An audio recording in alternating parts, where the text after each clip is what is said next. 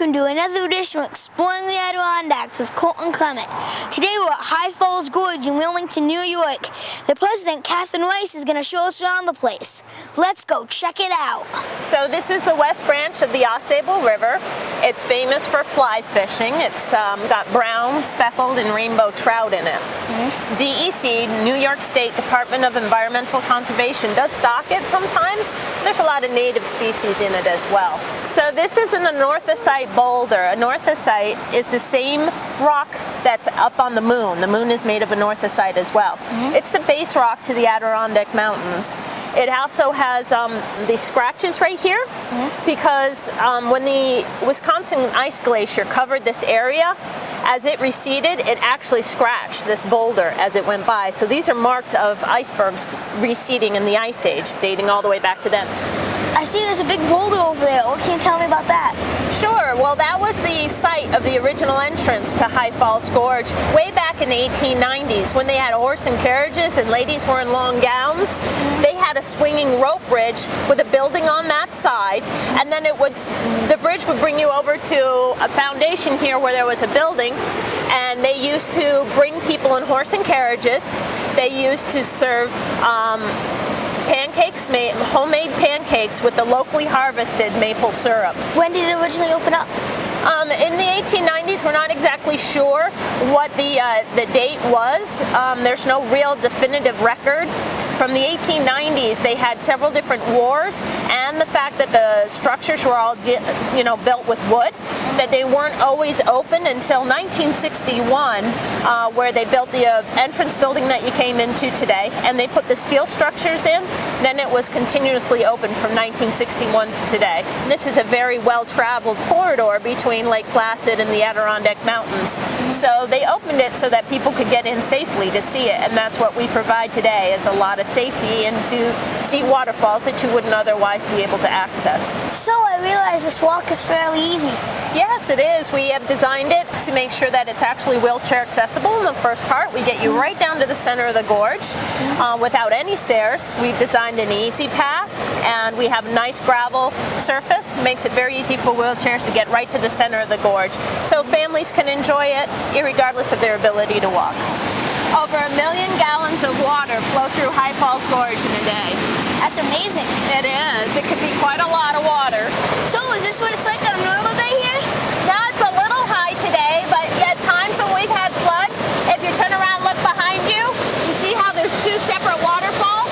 This whole wall of rock will be covered with water, and this will be nearly underneath the water on most spring days. We decided to put some fun things in, and these glass floors is what we decided to make it a little more fun for our customers. You want to walk out? Whoa. Is that a creepy feeling? Yeah. And the thought and the detail is there's a texture on the glass to keep you from slipping, so you won't slip and slide on the wet glass. That's now amazing. if you look upriver, you can see a better view of the waterfall. And what's really neat is you can see these rocks here. There's two different kinds of rocks that are very important to the gorge. The first kind is pink granite. That's the bigger rock, the one that is lighter colored.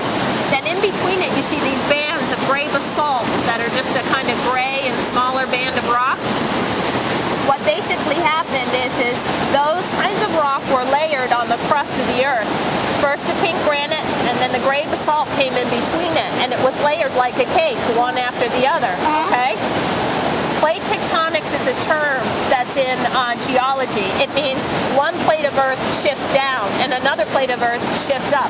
And that's why you see the pink granite and the gray basalt at such an extreme angle here, because the plate shifted down and you're seeing the plate that shifted up right here. These are potholes. High Falls Gorge has one of the Adirondacks' largest pothole, and how they're developed is when water is flowing through the river. Anything that stops the water flow creates an eddy, and basically the eddy pulls in rocks and debris and swirls it around for years and decades and hundreds of years. And this was actually produced under the water level when the river was new. Kind of neat to see the waterfalls from the back, huh? Can you imagine taking a boat through there? That'd be crazy, wouldn't it? catch a rainbow here or there.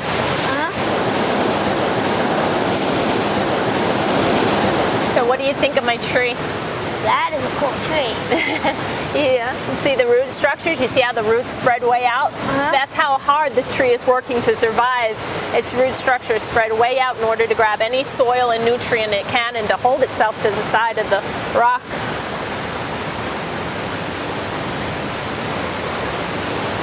So what color is the water? Well, the water itself has sort of like a brownish color in it, and some people might think it's pollution, but actually it's not.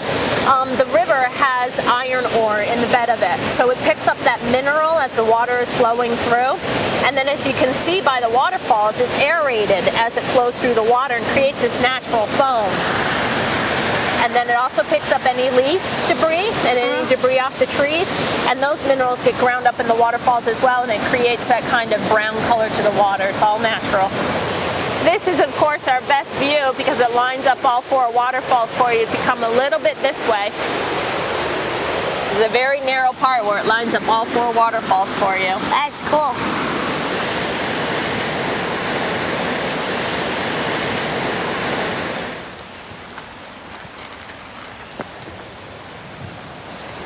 So one thing that's good about the gorge is that it's not just a summer thing, and it's not just about the water.